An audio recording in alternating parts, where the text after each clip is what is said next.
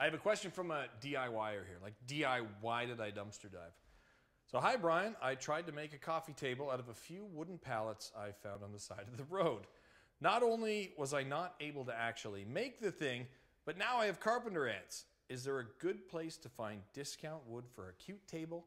And more importantly, how can I get rid of my carpenter ants? Help! Signed, Hopeless Handyman in Edmonton, Alberta. Well, Hopeless, the first tip is not to just pick up random pieces of garbage laying on the side of the road and maybe check them for ants first. If you want to pick up a nice coffee table, I would suggest maybe a coffee table store. Or even better yet, and to get rid of those carpenter ants, just come to the home show. You're going to find furniture manufacturers, you're going to find renovators, all kinds of ideas, products, experts. You might even be able to meet me.